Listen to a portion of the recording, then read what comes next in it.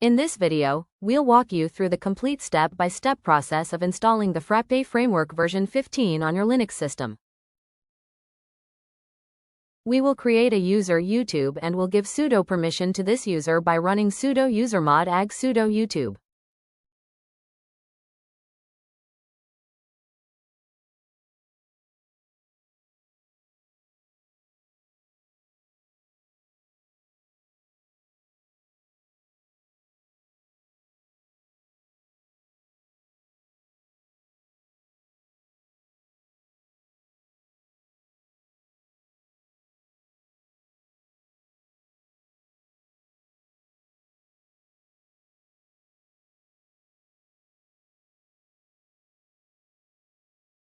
Now we will update and upgrade the OS.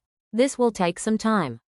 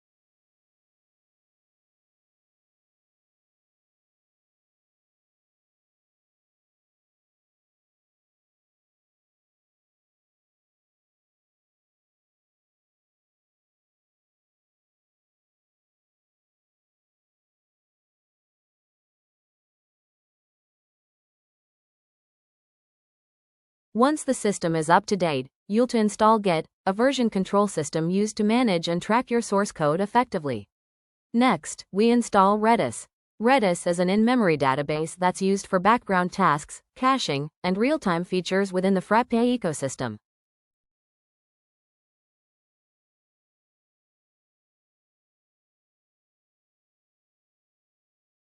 Python is the heart of Frappe.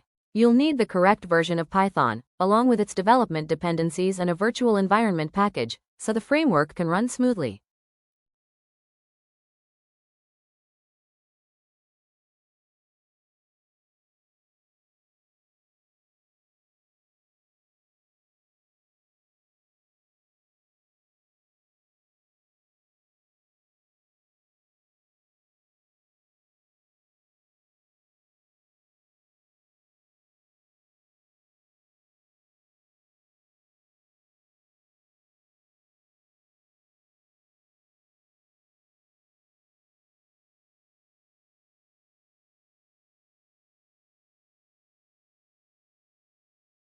After setting up Python, it's time to install MariaDB, which acts as the database for your Frappe sites.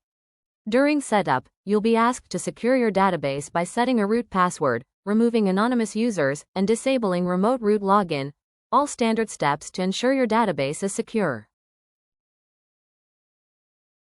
If you're using an older version of Frappe, specifically anything before version 15.21, you might need to manually adjust your MariaDB configuration to support UTF-8 encoding. This helps avoid any issues with special characters or multilingual content in your database.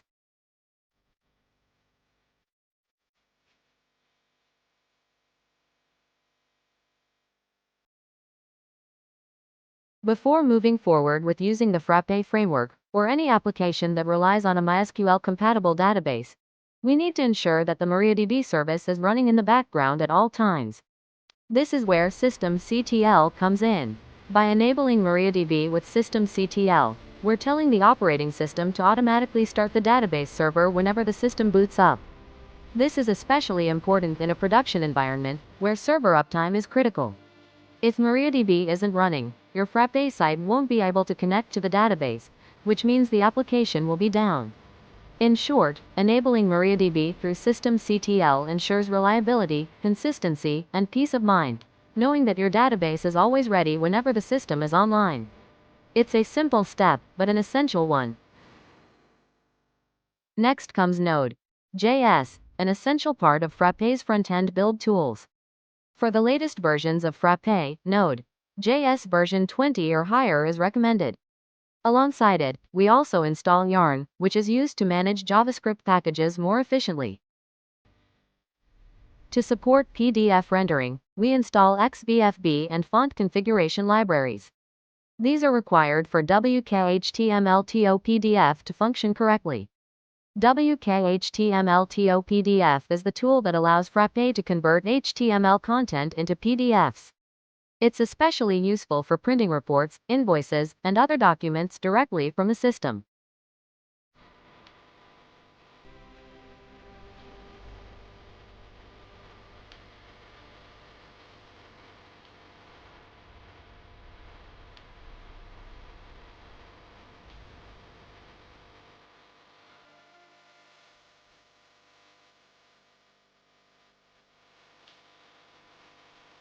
Now, let's talk about installing Certbot along with its Nginx plugin.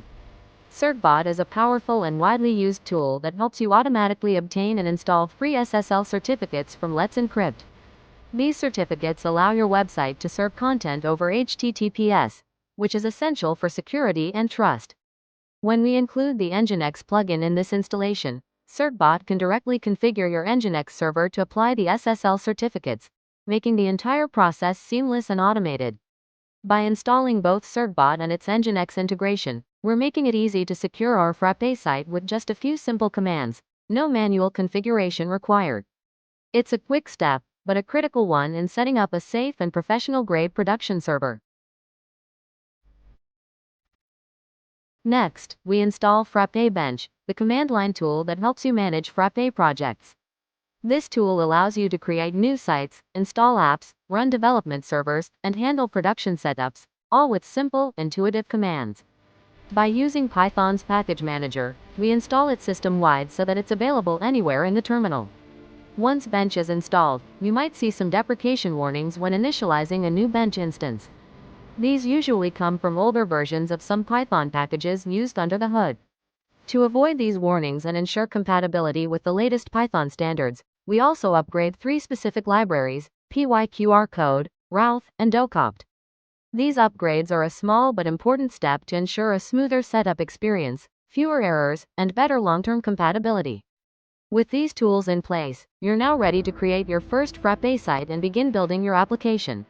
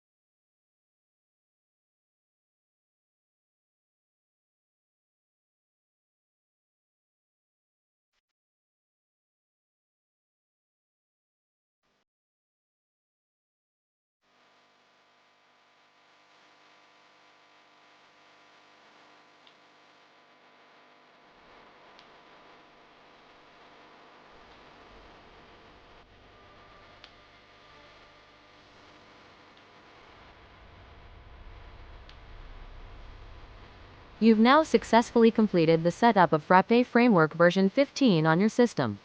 You're all set to start building, customizing, and deploying powerful applications with Frappe. If you found this video helpful, be sure to like it, subscribe to our channel, and leave a comment below if you have any questions. Thank you for watching.